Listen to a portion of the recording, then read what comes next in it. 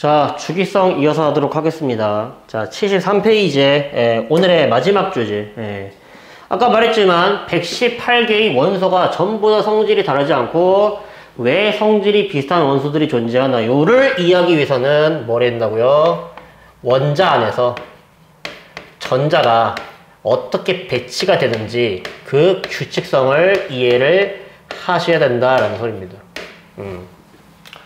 자, 일단 우리가 원자 모형으로 되돌아갈 필요가 있어요. 우리가 이제 원자라고 하는 건 중심에 원자핵이 존재하고요. 그 주변을요, 전자들이 돌고 있다라고 했죠. 그쵸? 근데 우리 닐스 보어라고 하는 과학자께서요, 이렇게 주장한 거야. 선 스펙트럼 같은 현상을 설명하기 위해서 전자는 원자핵 주위에 아무데나 돌아다니는 것이 아니라 특정한 궤도만을 돌아다닌다라고 이제 주장을 하신 겁니다. 그렇죠? 그래서 우리가 그런 거를 뭐라고 얘기를 하냐면요, 보어의 원자 모형이라고 얘기하고요. 다른 말로는 궤도 모형이라고 얘기를 하기도 합니다. 그래서 보어의 모형에 따르면요, 이런 거죠. 첫 번째, 원자의 중심에는 원자핵이 존재하고요. 원자핵 주변에 전자가 돌아다니게 되는데 전자가 아무데나 돌아다닐 수 있는 것이 아니다. 특정 조건을 만족하는 궤도에서만 전자가 돌아다닐 수 있다. 그래서 전자가 돌아다니는 그 특정 궤도를요, 우리가 뭐라 불렀냐면요, 전자 껍질이라고 부르고요. 보어께서는요, 저 안쪽에 있는 껍질부터 첫 번째 껍질, 두 번째 껍질, 세 번째 껍질이라고 하고, 알파벳으로 K 껍질, L 껍질, 그 다음에 M 껍질, 그 다음에 N 껍질, OPQR 이렇게 알파벳 순서대로 배열을 한 거예요. 그래서 K 껍질이 첫 번째 껍질이다. L 껍질이 두 번째 껍질이다. M 껍질이 뭐 세 번째 껍질이다. N 껍질은 네 번째 껍질이다. 보통 저렇게 알파벳을 외울 필요 없고요. 그냥 우리는 이게 중요한 거예요. 자, 저걸 우리가 보어 원자 모형이라고 부르고요. 참고로 TMI 하나잖아요. 우리 1단원에서, 1단원 아니지, 2단원에서 방출 스펙트럼이랑 흡수 스펙트럼이 나타나는 까닭이 있죠. 그런 걸 우리가 공부를 했죠. 그렇죠? 자, 이 전자라고 하는 게 여기에 존재할 수 있어요. 여기에 존재할 수 있어요. 하지만 궤도랑 궤도 사이에는요, 이런 곳에는 전자가 존재할 수 없다 이런 말이야. 자, 근데 전자가 아래쪽에서 위쪽 궤도로 점프하고 싶잖아. 참고로요, 이렇게 원자핵에서 멀어질수록요, 껍질이 갖는 에너지가 증가하게 됩니다. 그러면은 여기에서 여기로 간다는 말은 에너지가 증가하죠. 전자 에너지가 증가해야죠. 전자가 에너지가 공짜로 증가할 수 있겠니? 그럴 리가 없죠. 뭘 흡수해야 한다? 에너지를 흡수해야 된다. 어떤 에너지? 비에너지. 그래서 나타나는 게 뭐다? 흡수 스펙트럼. 반대로 높은 궤도에 있던 전자가 낮은 궤도로 떨어지게 되잖아. 에너지가 줄어들겠죠? 줄어든 에너지가 사라지겠냐? 그럴 리가 없죠. 그렇죠? 그만큼의 에너지를 해당하는, 에너지에 가지고 있는 빛을요, 방출하게 된다는 소리입니다. 그래서 나타나는 게 뭐야? 방출 스펙트럼. 근데 이 궤도랑 궤도 사이 에너지 차이가 뭐마다 다르다? 원소마다 다르다. 그래서 원소마다 스펙트럼에 나타나는 위치가 다르다라는 거죠. 그렇죠? 근데 뭐 물론 그게 지금 중요한 주제는 아닙니다. 그렇죠? 조금 더 자세한 내용은요, 나중에 하도록 하고요. 일단 우리는요, 보호의 원자 모형은 저렇게 생겼고요. 이제 저 껍질에 들어갈 수 있는요, 최대 전자 개수가 정해져 있다라는 겁니다. 그렇죠? 그게 중요한 거죠. 그렇죠?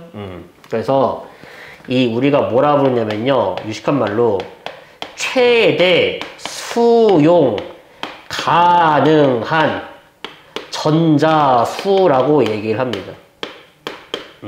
그게 첫 번째 껍질 K 껍질 있죠? 최대 몇 개의 전자가 들어갈 수 있냐면요, 2개의 전자가 들어갈 수 있습니다. 그리고 두 번째 이상 껍질 있죠? 거기부터는 최대 몇 개의 전자가 들어갈 수 있냐면요, 8개의 전자가 들어갈 수 있어요. 단, 이 규칙은요, 어디에 적용되는 규칙이냐면요, 원자 번호 20번 이내에서만 적용되는 규칙입니다. 그래서 원자 번호 21번부터는요, 세 번째 껍질에 8개 이상의 전자가 들어가게 돼요.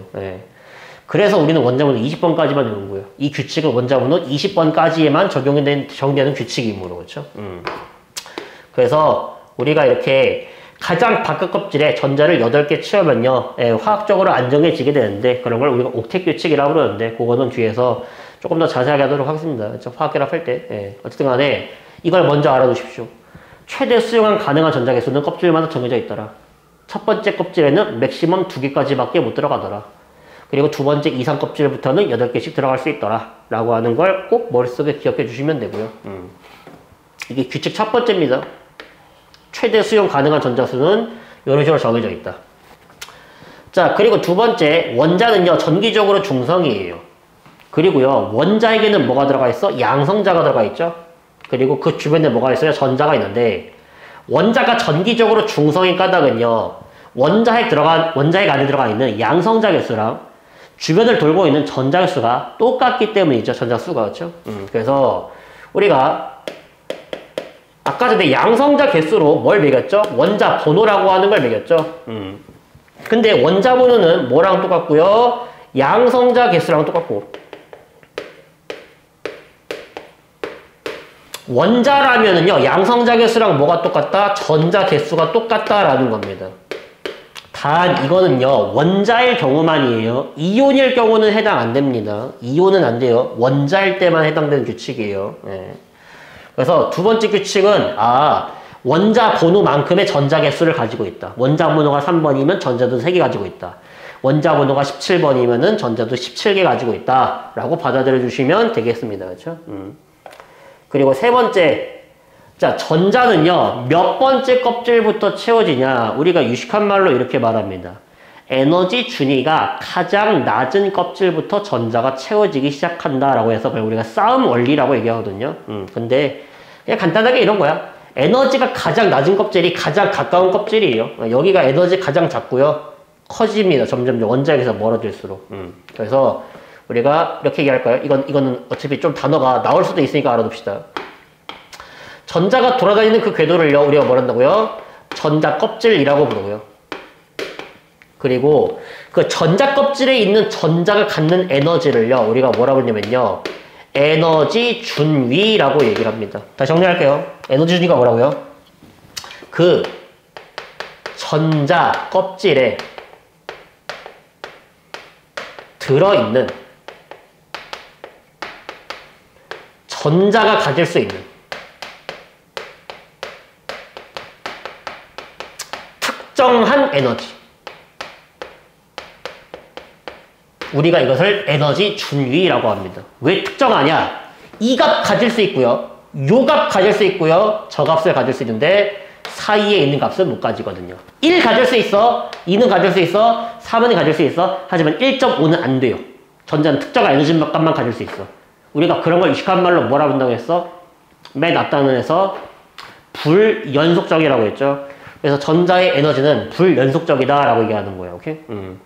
어쨌든 간에 전자는요, 어디부터 먼저 채워진다고요? 전자는요, 이제 원자에게서 가장 가까운 껍질, 가장 안쪽 껍질, 그걸 우리가 다른 말로 뭐라 한다고요? 에너지 준위가 가장 낮은 껍질부터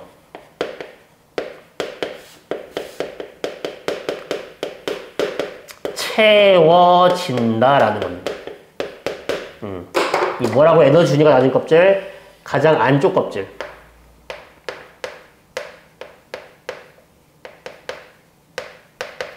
부터 차곡차곡 채워진다. 원자에게랑 가장 가까운 껍질부터 채워지기 시작한다. 라는 겁니다. 그렇죠? 자, 그러면은요, 우리가 이제 끝났어. 예, 이 규칙에 따라서 한번 전자들을 한번 배치해보자. 이런 말이에요. 그렇죠? 자, 그러면은요, 우리가 뭐 예를 들어서 이런 거 한번 해볼까요? 리튬 한번 할까요? 리튬?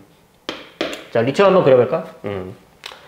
자, 그러면은 리튬은요, 원자번호 3번이죠. 그렇죠? 자, 원자번호 3번이면 양성자가 3개입니다. 양성자가 3개면은요, 첫 번째 껍질에 전자가 2개 있을 것이고요. 두 번째 껍질에 전자가 1개가 있겠죠? 요게 리튬의 전자 배치라고 보시면 되겠습니다. 원자번호 3번, 양성자가 3개. 양성자가 3개면 전자도 3개. 전자 3개는 어떻게 배치돼요? 안쪽 껍질부터. 근데 첫 번째 껍질에는 2개까지. 그 다음 껍질에 하나 들어가 있어야 된다라는 말이에요. 자, 나트륨으로 한번 넘어가 볼까요? 자, 나트륨이면 원자번호 11번이죠? 양성자도 11개 있겠죠? 전자도 11개가 있겠죠? 근데 전자 11개가 어떻게 배치가 돼야 된다? 첫 번째 껍질에 2개. 그리고 두 번째 껍질에 최대 8개까지 들어갈 수 있다고 했죠? 그리고 이제 몇 개 채웠어요. 지금까지 10개 채웠잖아. 나머지 마지막 전자 어디로 들어가야 돼요? 여기로 들어가셔야 된다라는 말이에요. 자, 마지막 칼륨 볼까요? 칼륨 원자번호 19번이에요. 그럼 전자도 19개겠죠? 첫 번째 껍질에 2개 들어갑니다. 두 번째 껍질에 8개 들어갑니다. 세 번째 껍질에도요, 맥시멈 몇 개까지 들어간다고요? 8개까지 들어간다고요.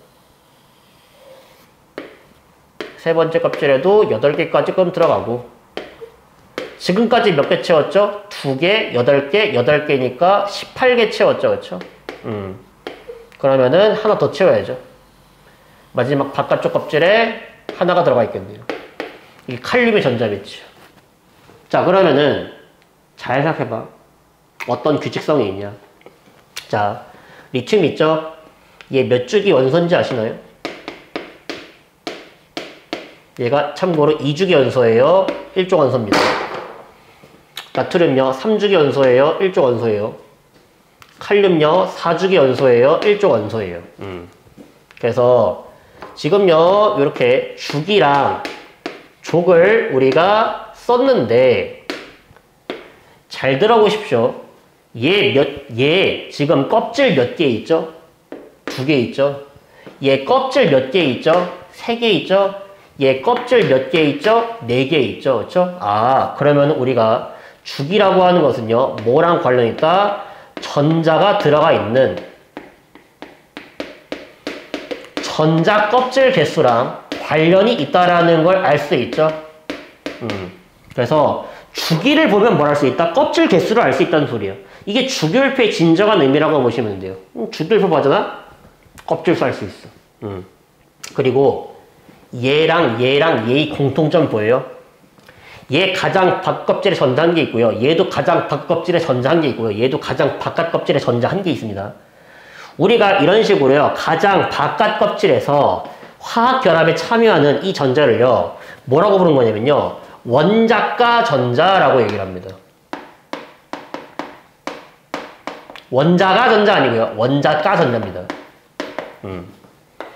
그래서 리튬이랑 나트륨이랑 칼륨이랑 전부 다 원자가 전자 몇 개요? 한 개요. 공교롭게도 몇 쪽이에요? 1쪽이죠. 그렇죠? 그래서 원자가 전자 개수는 뭐랑 관련이 있더라?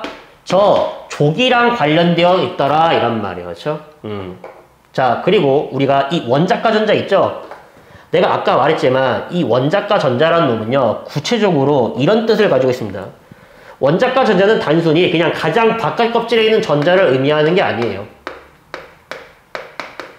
얘는 가장 바깥 껍질에서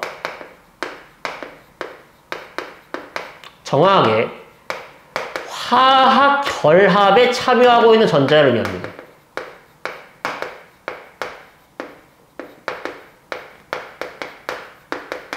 이것을 원자가 전자라고 얘기를 하고요. 얘가 화학결합에 참여하는 전자죠. 화학결합에 참여한 발음이 안 돼. 화학결합에 참여한 전자가 한 개죠. 얘도 한 개죠. 얘도 한 개죠. 그러면은 성질이 뭐하다? 비슷하죠. 얘가 뭘 결정한다? 원소의 화학적 성질을요. 결정한다 이런 말이에요. 자, 그럼 본론으로 되돌아가지고요. 우리 아까 전에 주기율표에서 왜 118개의 원소가 전부 다 다른 성질을 가지지 않고 왜 성질이 비슷한 원소가 나타나나요? 원자과 전자 개수가 같은 원소들이 있어서 그래요. 얘도 전자, 봐봐. 얘 같은 경우는 전자 하나 버리면 껍질 하나 버릴 수 있죠. 얘도 하나 버리면 껍질 버릴 수 있고요. 얘도 하나 버리면 껍질 버릴 수 있죠. 이 생각해봐. 여기 8개의 전자가 들어갈 수 있는 공간에 하나만 들어가 있잖아. 외로워 안 외로워? 외롭죠. 그렇죠? 하나 버리려고 한다 이런 말이에요. 그래서 리튬은요. 항상 하나 전자를 버리면서 뭐가 데려가고요? 플러스 1가 양이온 데려가고요. 나트륨도 플러스 1가 양이온 데려가고요. 칼륨도 플러스 1가 양이온 데려가는 거예요. 어때요? 성질이 비슷합니다. 그렇죠? 그래서 원소의 화학적 성질은 뭐에 의해서 결정된다? 원자과 전자 개수에 의해서 결정되더라. 근데 같은 족 원소면은요. 원자과 전자가 뭐하더라? 똑같더라. 그러므로 같은 족 원소들은 화학적 성질이 비슷하다. 자, 다시 말해볼게. 같은 족 원소가 화학적 성질이 비슷한 까닭을 서술하시오 라고 하면은 뭐라고 적는 거야? 무조건 원자과 전자 개수 같아서입니다 라고 적는 거야. 아시겠니? 중요한 거예요. 그래서 1주기 원소 껍질 1개, 2주기 원소 껍질 2개, 3주기 원소 껍질 3개, 4주기 원소 껍질 4개. 자, 근데 이거 오해하지 마. 아, 선생님 그러면은 1족 원소면은 원자과 전자가 1개고 2족 원소면 2개고 그러면은 3족 원소는 3개고 4족 원소면 4개인가요? 네, 아까 전에 얘기했어. 이 교실에서 3족부터 12족까지는요 말하면 안 된다라고 했어요. 그렇죠? 쟤네들은 다루지 않습니다. 전이금속이라고 해서 쟤네들은 성질 이상해. 쟤네들은 같은 족이 성질이 비슷한 게 아니라 같은 주기가 성질이 비슷해. 안 다룹니다. 우리 어디부터 다룬다고 했어? 1족, 2족, 그 다음에 어디로 건너뛰어? 13족으로 건너뛴다고 했죠? 야, 그럼 13족의 원자과 전자 개수는 13개겠냐? 최대 8개까지밖에 못 들어가는데? 무슨 말이냐면은, 생각해봐. 예를 들어서 알루미늄 한번 생각해봐. 알루미늄 몇 주기 몇 족 원소요? 3주기 13족 원소죠. 자, 근데 알루미늄 전자 배치 한번 해보자고. 그러면 첫 번째 껍질에 전자 2개. 두 번째 kop질에 전자 몇 개요? 8개. 그럼 지금까지 몇 개 채웠어요? 10개 채웠죠? 나머지 몇 개가? 3개가 여기 이렇게 들어오겠죠. 그렇죠? 네. 그럼 알루미늄요. 네, 원자과 전자 몇 개요? 3개예요. 몇 족이요? 13족이요. 그렇죠? 그래서 원자과 전자수는요. 뭘 의미한다? 족의 1의 자리 숫자를 의미한다라고 보시면 돼요. 그렇죠? 전자가 들어가 있는 전자 껍질 수 주기수랑 똑같고요. 네. 원자과 전자수는요, 족이 아니라 그 족의 뭐 1의 자리 숫자 를 의미한다 라고 보시면 되겠습니다. 단 예외 있어요. 그게 누구냐? 18족입니다. 자, 우리 아까 전에 자 18족까지 있다라고 했죠. 그렇죠? 18족의 대표적인 주제가 누구 있어요? 네온 같은 거 있죠. 그렇죠? 자, 마찬가지로 네온 원자번호 10번 한번 전자 배치 한번 해봅시다. 얘 같은 경우는 첫 번째 껍질에 전자 2개 있고요. 두 번째 껍질에 전자 8개까지 들어갈 수 있는데 8개 꽉 채웁니다. 자, 그러면 네온 같은 경우는 무슨 일이 벌어지냐? 가장 바깥 껍질을 꽉 채웠어요. 이러면은 옥텟 규칙이라고 하는 걸 만족하게 되면서 화학적으로 굉장히 안정해지거든요. 무슨 말이야? 얘네들은 전자를 얻으려고 하지 않아. 전자 얻어오는 순간 껍질 하나 만들어야 돼. 오히려 그럼 불안정해져. 에너지가 소비되면서. 반대로 전자를 잃으려고 하지도 않아요. 이거 원자에게 단단히 결합되어 있거든요. 잃기 힘들다 이런 말이야. 잃으려면 에너지 필요해. 그러니까 얘네들은 전자를 얻지도 않고 잃으려고 하지도 않아요. 그럼 무슨 말이야? 이 가장 바깥쪽에 껍질에 있는 전자가 이런 전자들은요. 화학 반응에 참여를 안 한다라는 말이야. 8개의 전자 중에서 화학결합에 참여할 수 있는 전자가 존재하지가 않는다는 소리야. 그래서 이런 놈들은요 이렇게 말하는 거야. 원자과 전자 개수 있다 없다? 없다라고 얘기를 하는 거야. 0이다라고 얘기하는 거야. 왜? 화학결합에 참여할 수 있는 전자가 없거든. 하지만 이렇게 얘기하는 거야. 가장 바깥쪽 껍질에 있는 전자 개수는 최외곽 전자 개수는 그냥 세면 돼. 하나 둘 셋 넷 다여 일곱 여덟. 예. 8개라는 소리죠. 그렇죠? 그래서 다른 말입니다. 원자과 전자 개수 최외곽전자 다른 말이에요. 누구한테만 달라? 18쪽한테만. 18쪽은 원자과 전자 개수 0, 최외곽 전자 개수 8. 하지만 나머지 애들은 원자과 전자 개수 1개, 최외곽 전자 개수도 1개. 나머지는 똑같아요. 그래서 그거 주의하시면 되고요. 그리고 또 18쪽 최외곽 전자 개수 8개는 하지 마. 헬륨은 예외되죠. 헬륨은 원자번호 2번이라서요. 최외곽 전자 개수가 얘는 2개예요. 그렇죠? 그래서 수소랑 헬륨 항상 주의할 것. 여기에 수소는요. 똑같이 원자과 전자 개수 1개니까 수소도 리튬이랑 화학적 성질 비슷하다고 하면 돼? 안 돼? 안 된다고요. 수소는 예외라고 했잖아. 아까 전에. 같은 족임에도 얘는 비금속 원소가 얘들은 금속이잖아. 그래서 수소랑 헬륨은요 꼭 주의하세요. 주기율표에서 걔네들을 섞어놓으면요 뭔가 예외가 되는 것들이 많이 존재합니다. 그렇죠? 수소, 헬륨 항상 주의할 것. 그래서 우리 뭐 해결했어? 첫 번째 118개의 원소가 왜 성질이 다 다르지 않고 똑같은 놈들이 존재하냐? 비슷한 놈들이 왜 존재하냐? 원자과 전자 개수가 같은 놈들이 있었거든요. 원자과 전자가 뭔데? 예, 원소의 가장 바깥 껍질에서 화학결합에 참여하는 전자고 얘가 원소의 화학적 성질을 결정하게 된다. 그러므로 원자과 전자 개수가 비슷하면 화학적 성질이 비슷하다. 반대로 같은 족 원소들은 왜 화학적 성질이 비슷하나요? 원자과 전자 개수가 같아서 그렇습니다. 가 핵심 내용이고요. 주기율표의 진정한 의미. 주기율표에서 주기를 본다. 그러면은 전자가 들어가 있는 껍질 개수를 알 수 있다. 족을 보면은 원자과 전자 개수를 알 수 있다. 라는 거죠. 그렇죠? 사실 원자 번호가 중요한 게 아니야. 사실 몇 주기 몇 족인지가 훨씬 중요해. 예를 들어보자. 질소가 있어. 나는 얘가 몇 주기, 2주기, 15족이라고 하는 걸 알 수 있어. 그러면은 얘는 껍질이 몇 개요? 총 2개가 있다라는 소리. 그리고 가장 바깥쪽 껍질에 전자가 몇 개요? 5개가 있다라는 소리. 그럼 안쪽 껍질은 이미 다 채웠겠죠? 껍질 2개에 가장 바깥 껍질 전자 5개. 안쪽 껍질이 이미 채움. 그럼 질소라고 하는 놈은 전자가 총 몇 개? 합쳐가지고 7개. 전자가 7개면 양성자도 몇 개? 7개. 그럼 원자번호 몇 번? 7번이다 라고 역으로 나오게 되는 거예요. 그렇죠? 물론 뭐 주기율표를 외우든 주기족을 외우든 원자 번호를 외우든 하여튼 뭔가는 외워야겠지. 그렇죠? 어떻게 안 해요, 그걸. 하지만 우리가 이런 식으로 양방향이 다 가능해 된다. 근데 사실 뭐가 더 중요했다? 주기랑 족을 아는 게 사실 훨씬 더 중요했다라는 거예요. 그렇죠? 자, 그래서 우리가 일단 같은 족 원소들의 화학적 성질이 비슷한 까다 알았고요. 그 다음에 두 번째. 자, 주기성이 나타나는 까닭. 이거 해야죠. 왜 원소들을 나열하다 보면은 화학적 성질이 반복이 됩니까? 당연히 화학적 성질이 반복된다는 건요. 원자과 전자 개수가 반복된다라는 거랑 똑같아요. 자, 무슨 말이냐? 자, 원소가 있는데 걔네들의 원자과 전자 개수 한번 살펴보자.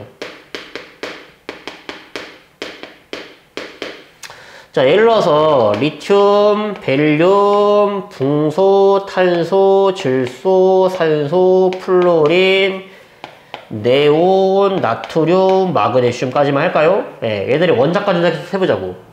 리튬 1족이죠. 벨륨 2족이죠. 붕소 3족이, 아니, 붕소 13족이니까 3개겠죠. 탄소 4개, 질소 5개, 탄소 6개, 7개까지 가죠. 17족이니까. 18쪽이면 8개냐? 아니라고 했습니다. 원자과 전자개수는 0이라고 했어요. 나트륨 다시 돌아오면 어때? 1족이잖아. 마그네슘 2족이잖아. 원자과 전자개수가 뭐 되므로? 반복이 되므로 원소들의 화학적 성질도 같이 뭐 될 수밖에 없다? 반복될 수밖에 없다라는 겁니다. 그렇죠? 성질 비슷한 애들 등장하고 다시 성질 비슷한 애들 등장하고 그렇죠? 그래서 주기성이 나타날 까다. 결과적으로 원소들을 원자 번호 순서대로 나누다 보면요. 원자과 전자수가 주기적으로 반복되기 때문이다. 항상 핵심 키워드는요. 이번 단원에서 원자과 전자 개수예요. 라고 이제 우리가 알아두시면 되겠습니다. 그렇죠? 자, 그리고 우리가 아까 전에 했던 거, 우리 알칼리 금속 같은 경우는 원자 번호가 커질수록 반응성이 증가한다 했죠? 왜 그런지 한번 해석해보자. 이걸로 하면 되겠네. 잘 들어봐. 원자에게 가까우면 가까울수록요, 참고로 정전기적 인력이 증가하게 되거든요. 무슨 말이야? 여기 있는 전자, 리튬 원자액이 개세게 잡아당기고 있는 거예요. 그럼 잘 탈출을 할까요? 못할까요? 쉽게 탈출할 수 없습니다. 그렇죠? 빠져나가기 어렵다 이런 말이에요. 반면 칼륨에 있는 원자과 전자는요. 원자액이랑 굉장히 멀리 떨어져 있죠. 그 말은 무슨 말이야? 원자액이 잡아당기는 힘이 약해가지고 얘는 탈출하기가 쉽다라는 소리죠. 그렇죠? 그 말은 무슨 말이야? 전자를 쉽게 잃어버리면 잃어버릴수록요. 반응을 잘하게 된다라는 소리겠죠. 그렇죠? 그래서 원자 번호가 증가하면 증가할수록요. 이런 일이 벌어지고 있구나. 원자액으로부터 받는 인력이 점점 감소하기 때문에 반응성이 크다라고 얘기할 수 있고요. 17쪽은 반대로 생각할 수 있죠. 플로린 같은 경우는요. 이 가장 바깥 껍질에 전자가 7개가 배치가 되어 있잖아요. 여기는요. 원자핵이랑 가깝죠. 인력이 셉니다. 그래서 전자를 강하게 잡아당겨가지고 붙들어 맬 수 있고요. 원자 번호가 증가하게 되잖아. 그러면요, 원자핵과 이 껍질 사이의 거리가 어떻게 되면서 가장 바깥 껍질 사이 거리가 멀어지게 되면서 여기에 전자를요 끌어오기가 굉장히 어려워진다라는 거예요. 그렇죠? 그래서 오히려 할로진 같은 경우는요, 원자 번호가 작아질수록 전자를 세게 잡아당길 수 있기 때문에, 전자를 쉽게 얻어오기 때문에 오히려 원자 번호 감소할수록 반사는 크다라고 우리가 드디어 이해를 할 수 있다는 소리입니다. 전자 배치를 이해했으면. 되나요? 그리고 75페이지에 위에 있는 1번은요, 연습용으로 남겨둘 거고요. 밑에 있는 2번 하고요. 네, 2번 단원 마무리하도록 하겠습니다. 자, 밑에 있는 2번 볼게요. 자, 그림은 네 가지 이제 원자 A부터 D의 전자 배치를요, 모형으로 나타내는 것이다 라고 나와 있죠. 그렇죠? 근데 A 같은 경우는 이렇게 전자가 하나 있는 놈, 그리고 B 같은 경우는 전자가 3개 있는 놈.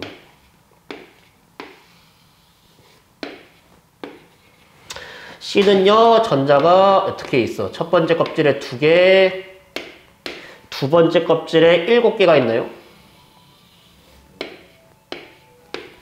요렇게 있고요. 그리고 마지막 D라고 하는 놈은 첫 번째 껍질에 전자 2개, 두 번째 껍질에 8개, 세 번째 껍질에 마지막에 1개가 있네요.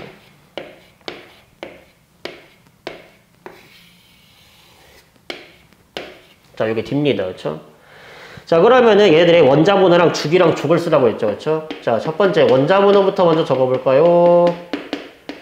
자, 원자 번호 전자 개수만큼 적으시면 되죠. 전자 1개니까 원자 번호 1번.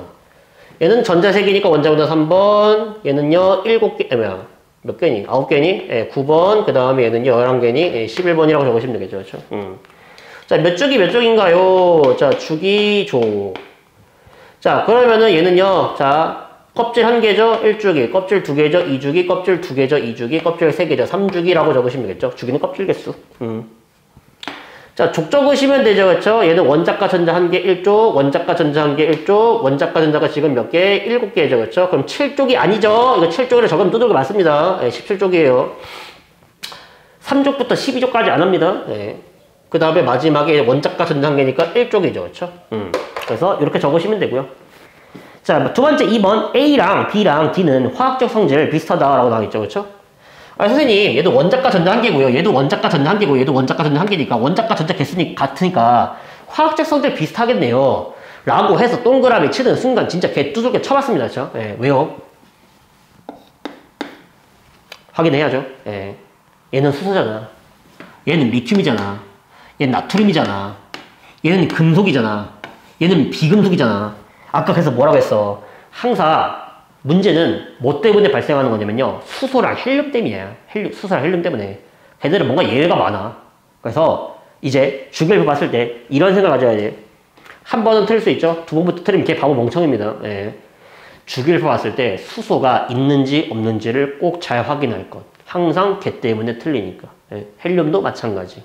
됐죠? 그래서 주기율표랑 이제 우리가 전자 배치, 그리고 이제 우리가 왜 원소들은 성질이 비슷한 원소들이 있는지, 그리고 왜 주기성이 나타나는지, 왜 같은 종은 성질이 비슷한지, 이런 것들을 우리가 전부 다 이제 이해를 할 수 있게 되었다라는 말입니다. 그래서 오늘 내용 잘 정리하시면 되고요. 문제 풀면서 머릿속에 잘 집어넣어 주시길 바라겠습니다. 자, 그러면은 오늘 고생 많으셨습니다. 여기까지만 할게요. 안녕.